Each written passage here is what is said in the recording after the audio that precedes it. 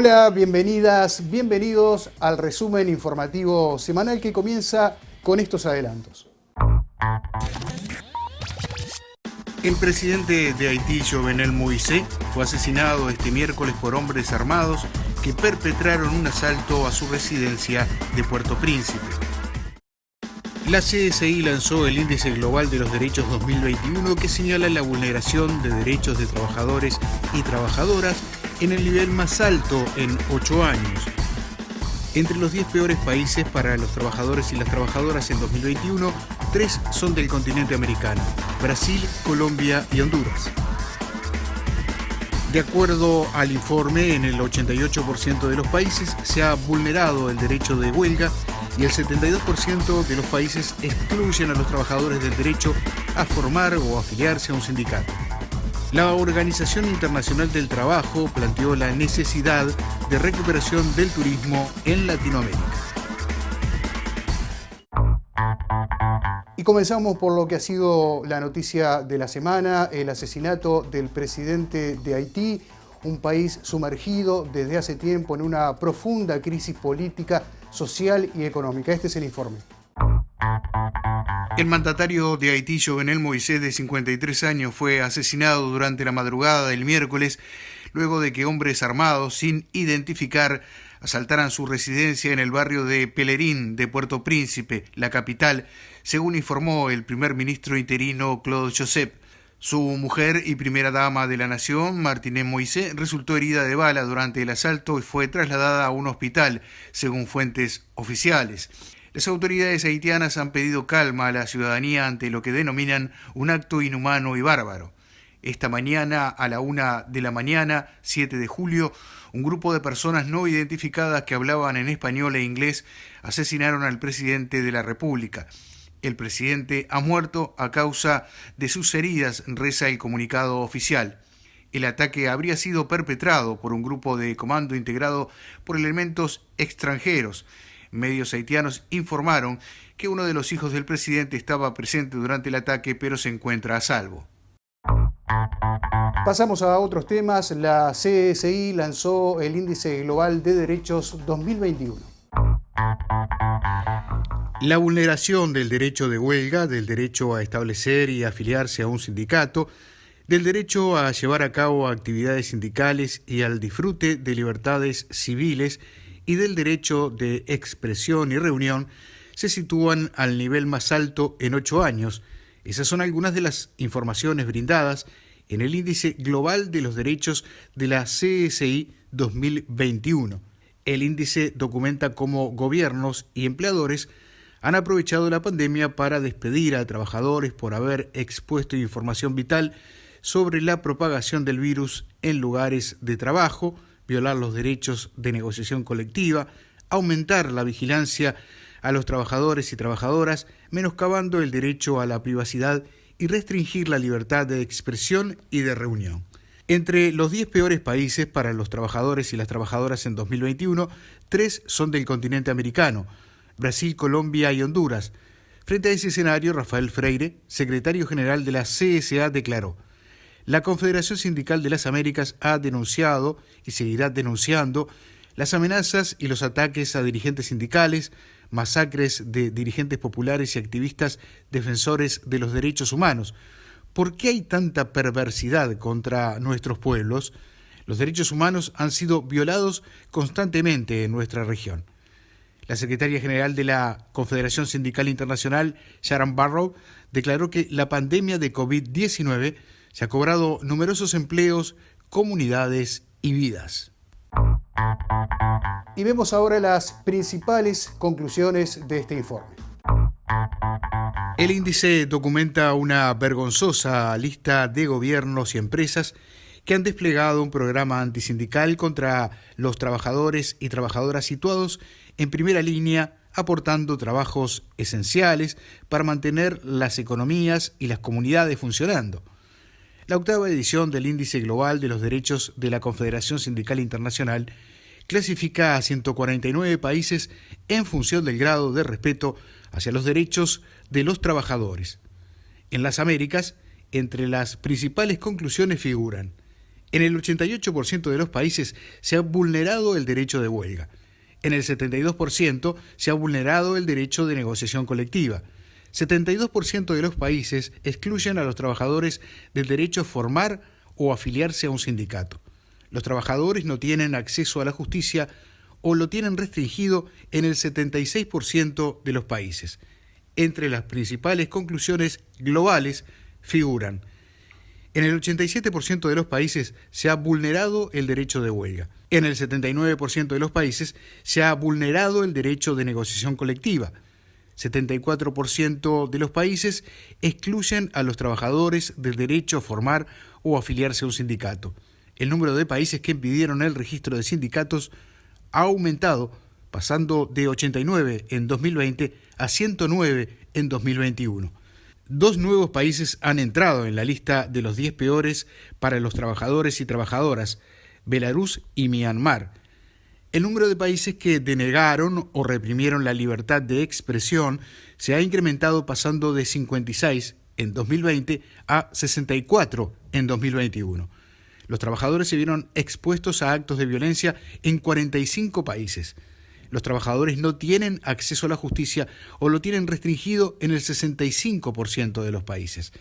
Se registraron arrestos y detenciones de trabajadores en 68 países.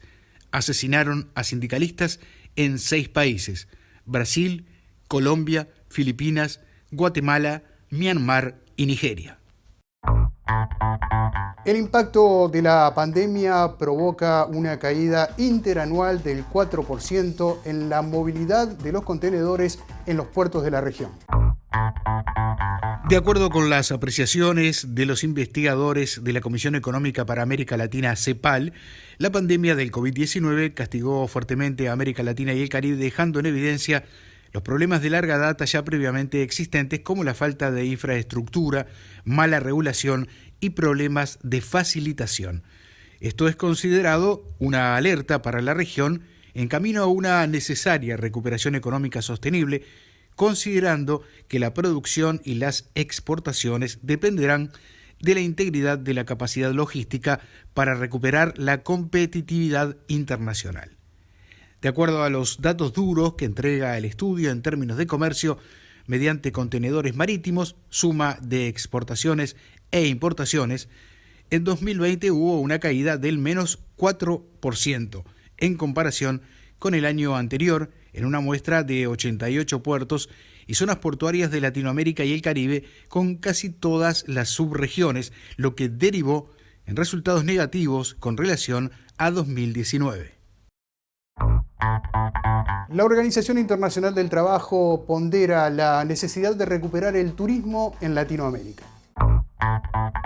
La Organización Internacional del Trabajo destacó la necesidad de políticas para la recuperación del turismo en América Latina y el Caribe, capaces de impulsar a uno de los sectores más dinámicos en generación de divisas, ingresos y empleos.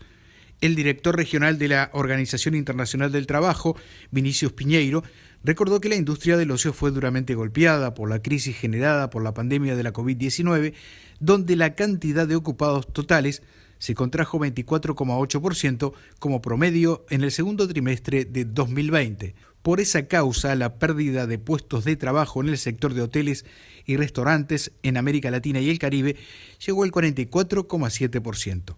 La OIT plantea que antes de la COVID-19 la economía del turismo, la cual incluye a todos los sectores que dependen de él, representó el 26% del Producto Interno Bruto total en el Caribe y el 10% en América Latina.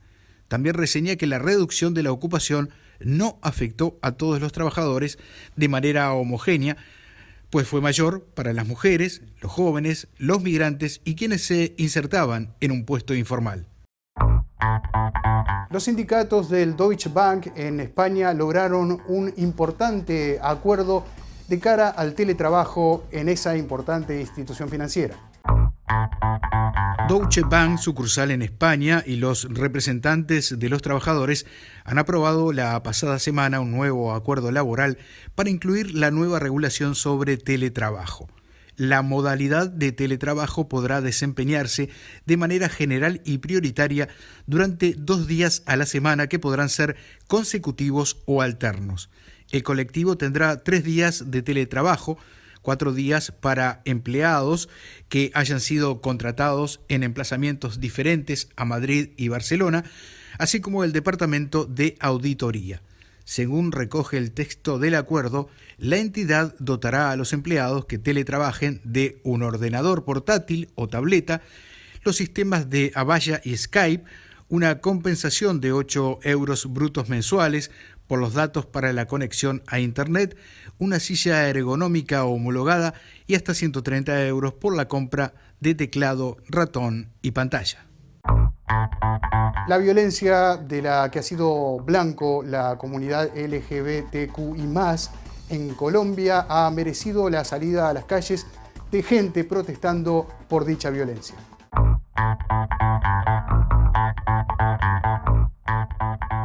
Ciudadanos colombianos salieron a las calles a manifestarse contra la violencia de la que ha sido víctima la comunidad LGBTIQ+, en el marco de la celebración del Mes del Orgullo. Según cifras oficiales, desde el 2020, estos actos de discriminación han cobrado la vida de 98 personas con orientación sexual e identidad de género diversas. La marcha se vio en ciudades como Bogotá, Medellín o Cali, donde las manifestaciones estuvieron lideradas por batucadas y grupos musicales que acompañaron a los ciudadanos que llevaron la bandera arcoíris, utilizada desde 1978 como símbolo del orgullo lésbico, gay, bisexual y trans. Según el último informe de la ONG Colombia Diversa publicado a principios de este año, 106 personas LGBT fueron asesinadas en el 2019 y 75 en el 2020, aunque del 2021 solo se tienen cifras parciales. El informe de Colombia Diversa también advierte que 448 personas LGBT sufrieron algún tipo de violencia entre 2019 y 2020 y que las víctimas de este colectivo de violencia policial alcanzaron solo el año pasado las 477. Celebran en Honduras el fallo condenatorio por el asesinato de la dirigente Berta Cáceres.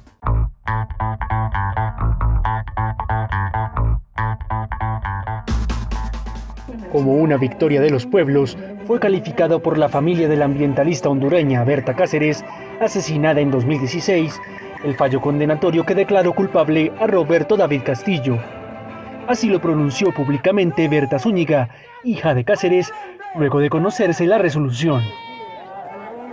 Significa que las estructuras de poder no lograron, en este caso, corromper al sistema de justicia y que la estructura criminal de la familia Talasabla, de la cual es instrumento el condenado David Castillo Mejía, no logró sus objetivos. La mujer aclaró que la causa por su madre no termina con el fallo condenatorio contra Castillo, quien era presidente ejecutivo de la empresa Desarrollo Energéticos, encargada de la represa hidroeléctrica Aguasarca por la época del crimen. Subrayó que el proceso se encamina a llevar ante la justicia a los autores intelectuales del asesinato de la líder de la etnia lenca. Conocemos este paso de justicia como una victoria de los pueblos del mundo que han acompañado este proceso, de la comunidad solidaria y de los derechos humanos. Cabe recordar que Cáceres se oponía a la construcción de Aguasarca en el río Gualcarque, por considerar que causaba daños al medio ambiente y principalmente a las comunidades de su etnia. Por ello, la familia de la fallecida y el Consejo Cívico de Organizaciones Populares e Indígenas de Honduras exigieron la cancelación inmediata del permiso de construcción sobre el río Gualcarque y que se procese a todas las personas involucradas en la que llaman una ilegal y corrupta concesión. Histórica victoria sindical en Panamá. Este es el informe.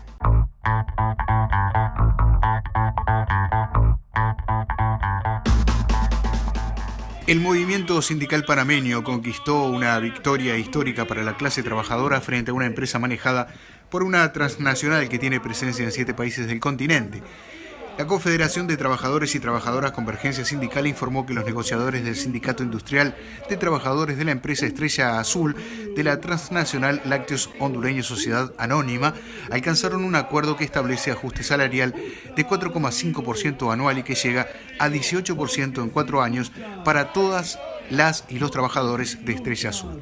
El acuerdo fortalece el derecho de huelga y la negociación colectiva como instrumentos fundamentales para la acción sindical y fue alcanzada 2 días después de las amenazas del gobierno de imponer un arbitraje ilegal por requerimiento de la clase empresarial para eliminar el derecho de huelga. El nuevo convenio colectivo, con más de 100 cláusulas, es un beneficio de todos los trabajadores y trabajadoras de la empresa y sus familias. Eduardo Gil, secretario general de la CS Panamá, explica que la negociación siente un precedente histórico para la clase trabajadora de Panamá.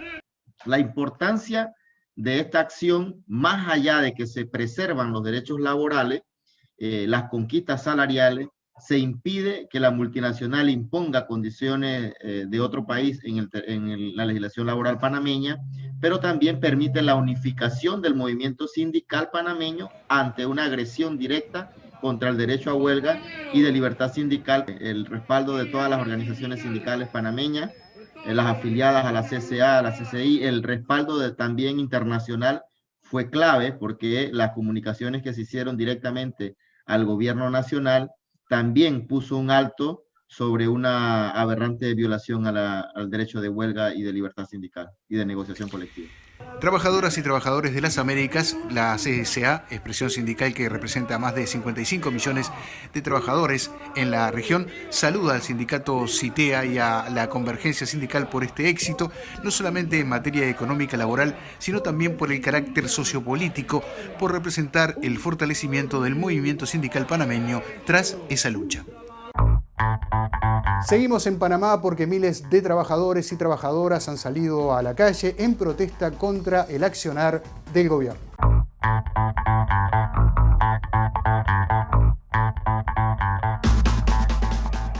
Varios sindicatos de trabajadores, asociaciones y gremios de Panamá protestaron en los predios del Parlamento en contra del gobierno, que cumple hoy 2 años en una manifestación que finalizó con escaramuzas contra la policía. El líder del sindicato de la construcción Suntrax, Saúl Méndez, asegura que no esperan nada del gobierno.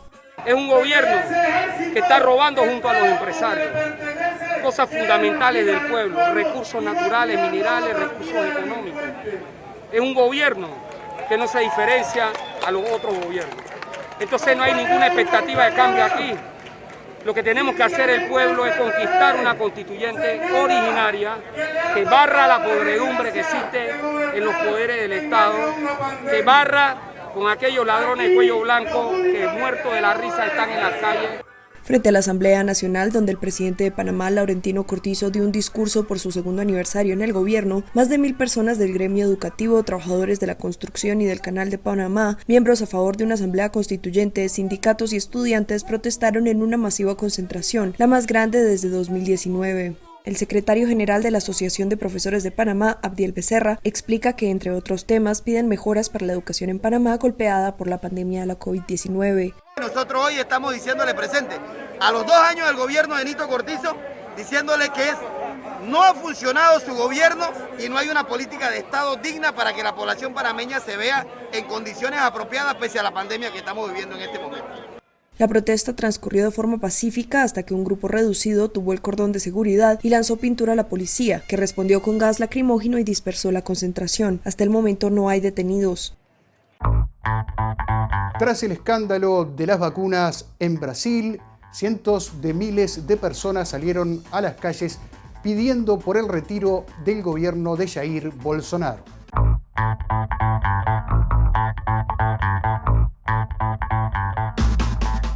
Miles de personas tomaron las calles de Brasil este 3 de julio para exigir la destitución del presidente Jair Bolsonaro, investigado por supuestas irregularidades con vacunas contra la COVID-19, que ya mató a más de 520.000 personas en el país. Las manifestaciones transcurrieron en forma pacífica y tuvieron como principal consigna el grito "Fuera Bolsonaro", que los últimos días ha unido a partidos del arco progresista y a grupos conservadores que pasaron a engrosar la oposición a la ultraderecha que encarna el gobernante. Las crecientes sospechas de corrupción en la compra de vacunas que serán investigadas por la Fiscalía General y el negacionismo de Bolsonaro ante la pandemia llevaron a la oposición de izquierda y derecha a oficializar ante la Cámara de Diputados un pedido de destitución del presidente. Las sospechas con las vacunas pasan sobre todo por la Covaxin del laboratorio indio Bharat Biotech y un contrato de intención de compra negociado con un intermediario local ya investigado desde 2017 por vender al gobierno un lote de medicamentos que jamás entregó. Además, se comprobó la existencia de un acuerdo paralelo según el cual parte de los 320 millones de dólares que Brasil pagaría por esas vacunas sería dirigido a una empresa con sede en Singapur que no figuraba en el contrato. Una comisión del Senado que investiga la gestión de la pandemia por parte del gobierno Bolsonaro dice tener pruebas de que el mandatario ignoró informaciones que le fueron dadas por un diputado oficialista sobre irregularidades en esa operación, que fue suspendida solo cuando se revelaron esas sospechas.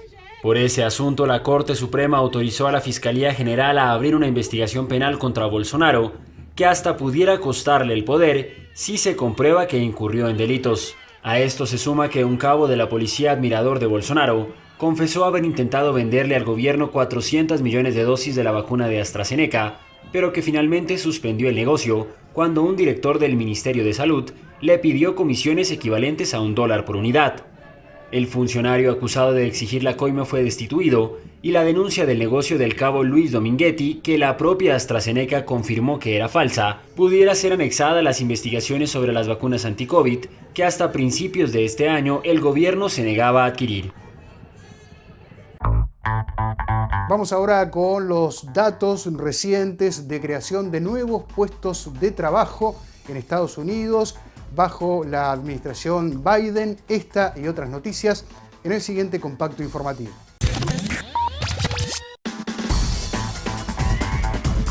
La creación de empleo en Estados Unidos se fortaleció en junio con la generación de 850.000 nuevos puestos de trabajo, mientras que la tasa de desempleo repuntó una décima hasta el 5,9% en medio de la recuperación económica tras la pandemia. En medio de la espera de la proclamación en Perú, Pedro Castillo prepara a su equipo para su próxima gestión en el Poder Ejecutivo, que ya se considera que se dará de todos modos, pese a los intentos contrarios del fujimorismo y sus aliados. El colombiano Sergio Díaz Granados fue elegido como nuevo presidente ejecutivo del Banco de Desarrollo de América Latina, CAF, y afirmó que durante su gestión abogará por un diálogo abierto y amplio entre los 19 países accionistas de la institución. Elisa Loncón es una activista mapuche y fue elegida en Chile para presidir la creación de la nueva Asamblea Constituyente.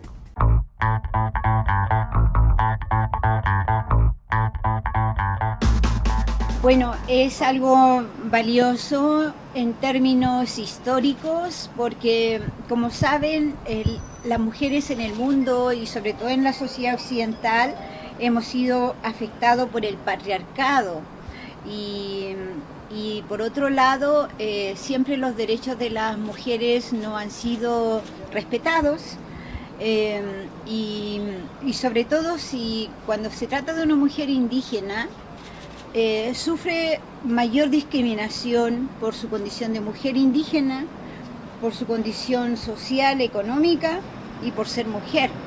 Entonces, el fenómeno de ayer también es producto de las voces de las tantas otras mujeres que en Chile instalaron una voz contra ese patriarcado que lesiona los derechos de las mujeres. Y vamos a hablar ahora de un descubrimiento de una histórica mujer que ha cambiado la historia de Perú.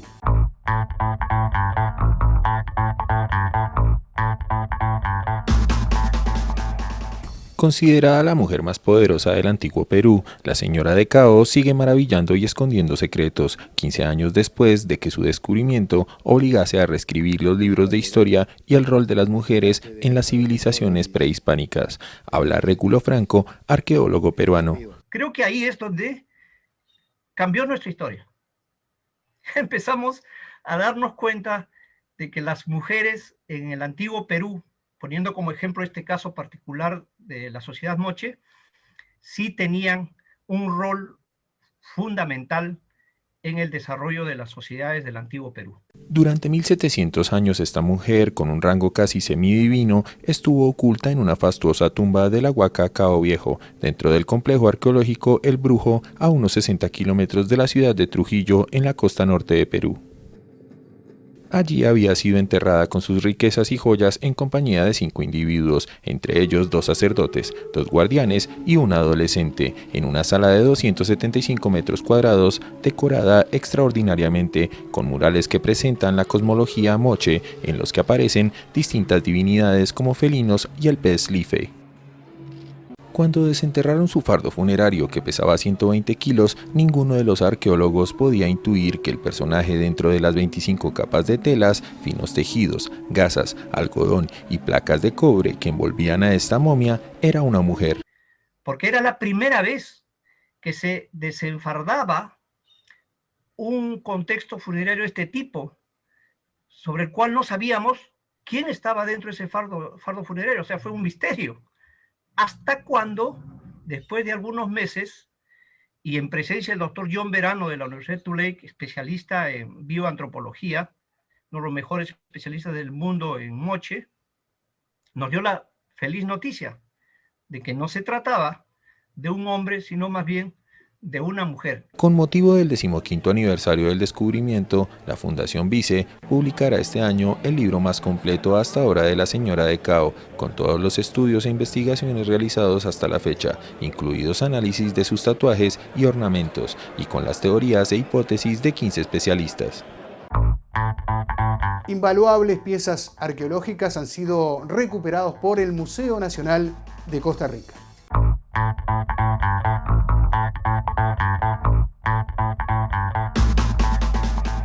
$1,305 piezas arqueológicas de cerámica y lítica de un gran valor histórico y exportadas por el empresario del ferrocarril Minor Keith a finales del siglo XIX e inicios del XX, fueron recuperadas por el Museo Nacional de Costa Rica. Se trata de la segunda repatriación, luego de la realizada en 2011 con 981 piezas desde el Museo de Brooklyn, Estados Unidos. De este modo se completa la colección nacional costarricense. Daniela Meneses, arqueóloga del Departamento de Protección del Patrimonio, explica la importancia de la más reciente recuperación de piezas. La recuperación de estos bienes viene a ser muy importante para armar este rompecabezas que tenemos en la historia de Costa Rica, no solamente a nivel arqueológico, sino para también comprender lo que son las poblaciones antiguas, saber cómo eran, qué hacían, cómo se representaban, cómo se veían a sí mismos hasta cierto punto.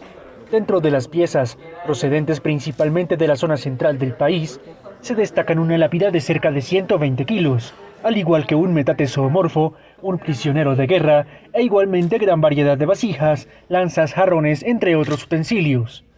Acerca de su valor histórico se refiere el arqueólogo Javier Fallas. Las vasijas que vemos acá nos dan diferentes aspectos, ¿verdad?, científicos que para nosotros son muy valiosos a la hora de investigar, ¿verdad? Por ejemplo, en este caso tenemos un recipiente, ¿verdad?, un poco sencillo y pequeño, pero que sabemos que aproximadamente fue elaborado entre 300 y 500 años después de Cristo. Cada una de las piezas debe ser verificada y cumplir con un proceso de limpieza, algunas de restauración y ser incluidas en un registro para quedar posteriormente a disposición del museo para futuras exposiciones. Autoridades estiman que la colección de Minor Keith podría llegar a ser de 16.000 piezas precolombinas. Soy José Sena, desde la sede continental de la CSA en Montevideo, Uruguay. Muchas gracias por acompañarnos.